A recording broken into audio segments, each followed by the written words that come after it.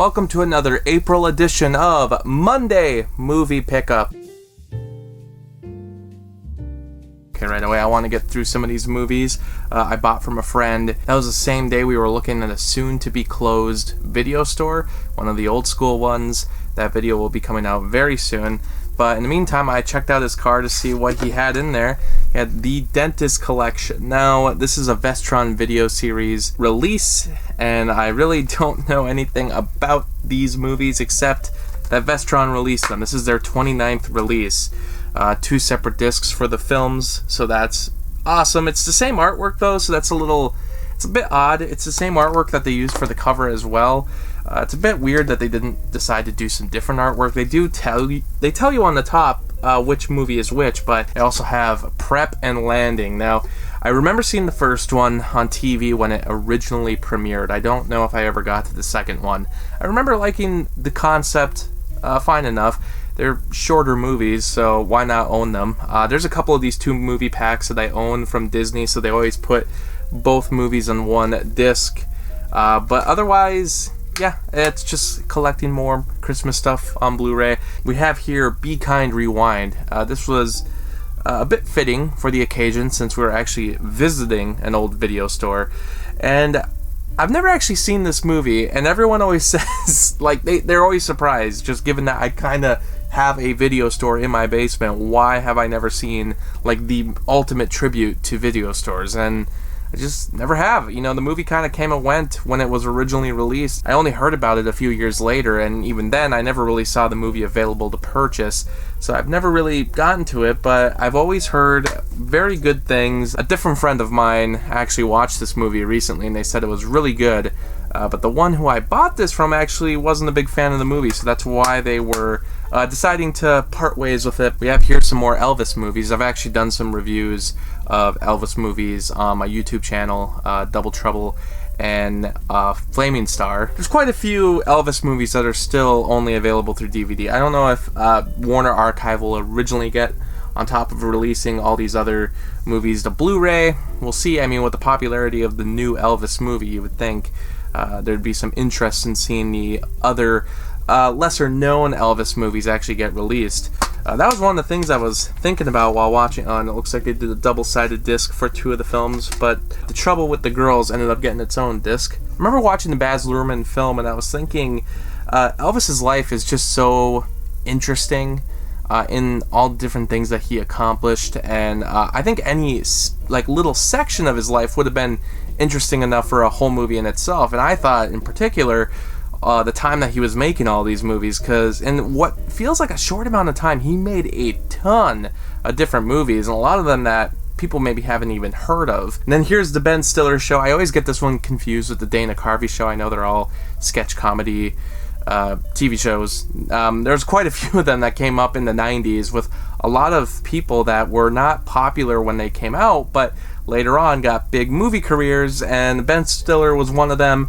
This isn't even opened yet, so my friend, he never even got to watching them, and I figured I should, because rather than confuse it with the Dana Carvey Show all the time, maybe I'll watch the Ben Stiller Show and then I'll know the difference. So, and then there's this Poltergeist release. So, like me, he upgraded to the 4K, so he was gonna part ways with this digibook. Since Poltergeist is my all-time favorite horror movie, I figured it'd be nice to have as many different releases as I can of the movie, and this is, if you could tell, a bit of a shinier case, whereas this one actually has a matte finish to it. I don't know why Warner Brothers did this. Most of the time, I've only ever seen for their digibooks this matte finish, but for some reason, it might have been because this was very early in the days of Blu-ray. The initial digibook releases might have had the shiny finish, and then they changed it to the matte finish. This is really, like, there's no reason for me to own both versions, but I just think it's more of a curiosity as to why there's 2 different versions of the case, and I figured I'll try to, why not own them all? You know, on top of the sequels, and as well as this 4K edition, which, if you look at the normal release, the artwork is awful. That's why I made sure to get the Steelbook, because this artwork is at least a little better. But to me, this is still the best artwork, and I like the matte finish better, so I did want to get it. And then we have some Kino releases from their recent sale. This is the secret of my success. I had the VHS for this movie for way too long. I've never gotten to upgrading it. I didn't even realize Kino had a Blu-ray of it, so it's nice to finally get that upgraded. I have very few VHSs left in my collection that actually need to be upgraded. We have 1 million years BC, as I'm trying to collect all the Harryhausen movies. I have only a few left to go, and there was this release that came with the international cut and the US cut, so that's very awesome. I guess I have to figure out which version of the movie should I watch first if I've never seen it before. Which is the preferred cut? Let me know in the comments. And then I have The Son of the Sheik. So this is the sequel to the Sheik, a silent movie that I own from Paramount Presents. The first Sheik actually had a release through Kino, but it's out of print.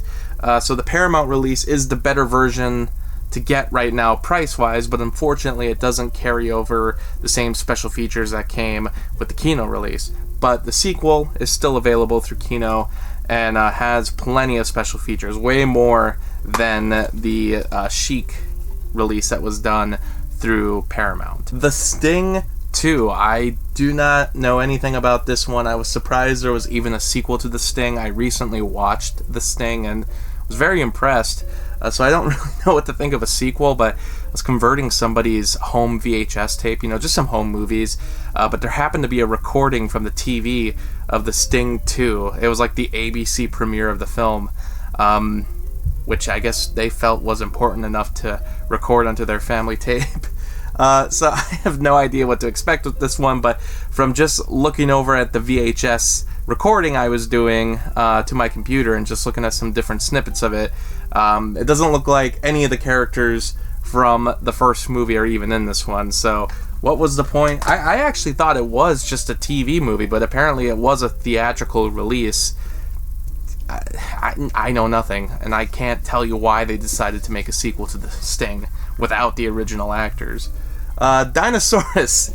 So both me and my friend, when we were at this video store, caught this movie. I saw there was a Blu-ray release through Kino, so we both saved it. We actually both purchased it.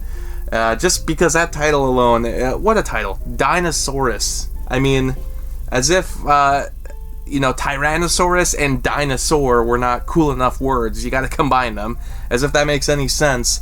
Don't really know anything about this movie, but the effects look like they're going to be a lot of fun. And then we have Sherlock Holmes. This is the John Barrymore film, which I know him better from Dr. Jekyll and Mr. Hyde from 1920.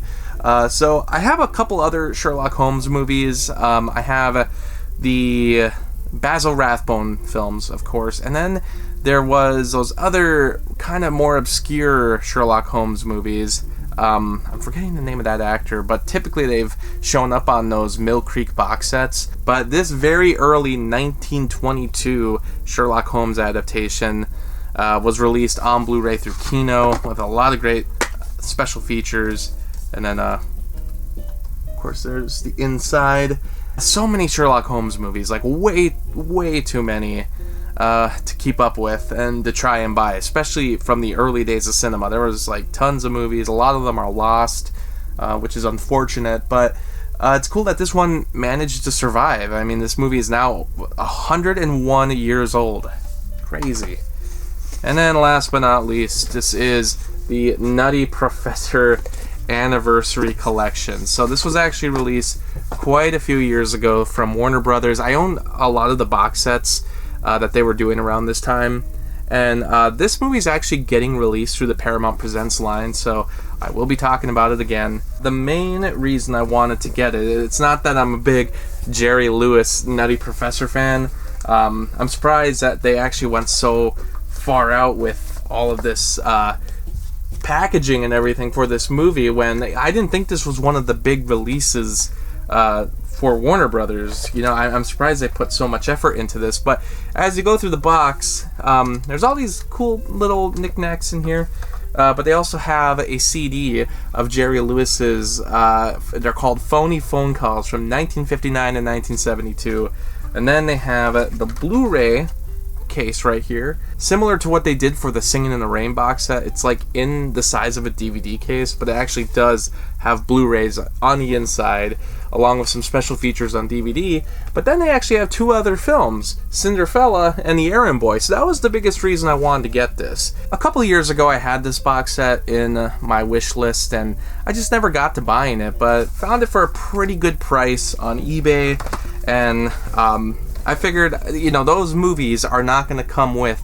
on the Paramount Presents release that they do of this film. That will be a 4K disc, so it might be a much better transfer. I never heard anything bad about this transfer, but they may improve it even more for that disc. But it won't be coming with those two other movies. But otherwise, that is everything this week. I do actually have some more stuff coming again.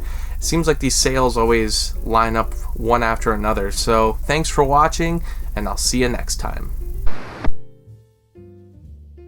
Thanks for watching the video, and special shout out to Lauren, Anthony, Anna, Kirsten, Spencer, Lucas, Ryan, and Robert for the support on Patreon. By joining my Patreon, you can get exclusive videos and blogs, and for only $7, you can request your own movie review. I hope you stick around, Cinephile, and have a happy, productive day.